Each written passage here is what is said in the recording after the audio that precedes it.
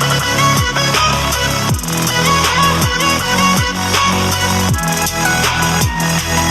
guys, welcome back to another episode of Candid Talks. I'm Meenu. I'm Shruti. And I'm Nikki. Today's episode is going to be about phobias, which means irrational fear of something. Moving on with our tradition. Yep, the results of the survey.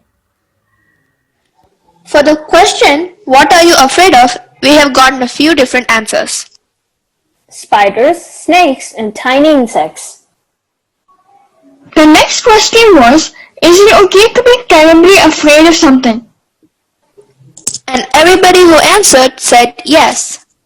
That's great! And the final question was, how will you react to your fear? Most of them said that they run away, and one person said that they confront their fear. In my opinion, I think the second answer is the right thing to do. Yep. So moving on.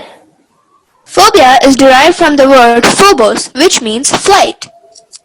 In this case, flight means escaping from their fear. Phobias are caused due to genetic and environmental factors. Traumatic experiences can also cause phobias.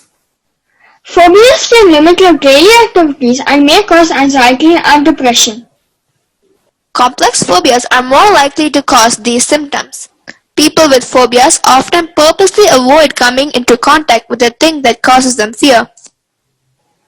Almost all phobias can be successfully treated and cured. Simple phobias can be treated through gradual exposure to the object, animal, place, or situation that causes fear and anxiety. This is known as self-exposure therapy. People also take psychotherapy to overcome their phobia. Talking with a mental health professional can help you manage your specific phobia.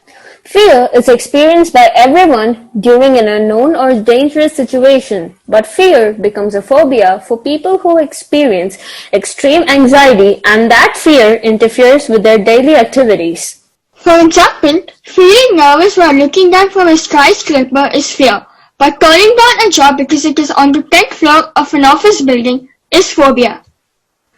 While some phobias developed in childhood, most of them seem to arise unexpectedly, usually during adolescence or early adulthood. Their onset is usually sudden, and they may occur in situations that previously did not cause any discomfort or anxiety. Moving on, today we will be telling you about some crazy phobias. Well, we're usually afraid of some common things like insects, but these are called phobias because these fears affect their lives. Arachnophobia. This is the fear of spiders. This phobia tends to affect women more than men. Ophidiophobia, the fear of snakes. The fear of heights is called acrophobia. Agoraphobia is the fear of situations in which escape is difficult. This may include crowded areas, open spaces, or situations that are likely to trigger a panic attack. People will begin avoiding these trigger events, sometimes to the point that they cease leaving their homes. Approximately 1/3 of people with panic disorder developed agoraphobia. The fear of dogs is called cynophobia. This phobia is often associated with specific personal experiences, such as being bitten by a dog during childhood. Astrophobia, the fear of thunder and lightning. Trypanophobia is the fear of needles or injections.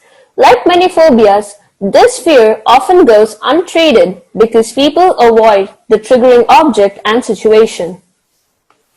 Social phobia, the fear of social situations. In many cases, these phobias can become so severe that people avoid events, places, and people that are likely to trigger an anxiety attack. Aviophobia. This is the fear of flying, often treated using exposure therapy, in which the client is gradually and progressively introduced to flying. Claustrophobia, the fear of enclosed spaces. Sometimes the fear of flying is actually more closely linked to a fear of enclosed spaces. People with this fear say they feel like the walls are closing in on them. Ergophobia. It is the fear of work or the workplace. Psychologists believe that it is a combination of fears, such as failing at tasks, social anxiety, and public speaking. Phobophobia. This is the fear of having a phobia, and chromophobia is the fear of colors. Check this out. Ephebophobia is the fear of teenagers. I mean, what did we do? Nyctophobia. This is the fear of the dark. Haphophobia is an anxiety disorder characterized by a fear of being touched. People who have nephophobia are scared of clouds, so a foggy day would be a terrifying experience for such people, or flying above the clouds. Homophobia is the fear of LGBTQIA+ people. Why people have to be open-minded. Triskaidekaphobia is the fear of number 13.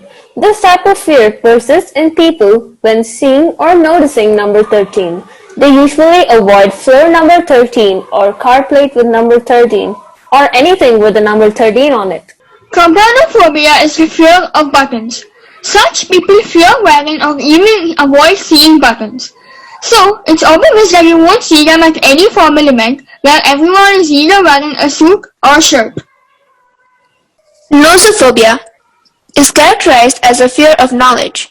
Nosophobic people might react with aversion or hatred to any kind of new knowledge.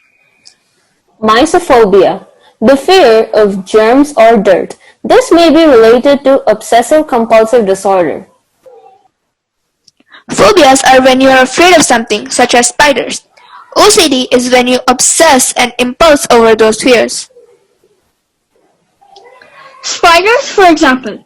With just a phobia, you may freak out over seeing a spider or just check a single time if spiders are somewhere. With the OCD, you will be checking for spiders over and over, again and again. You are obsessed if a spider is somewhere and you are urged to check over and over again. Regardless of what fear we face, we have to stay strong and overcome that. We mustn't judge people because of this and be considerate to them. The next episode is about one of the mysteries of our universe, black holes. So stay tuned for it. Don't forget to follow us on our social media handles that will be linked in the description. See you in the next episode. Bye. Bye. Bye.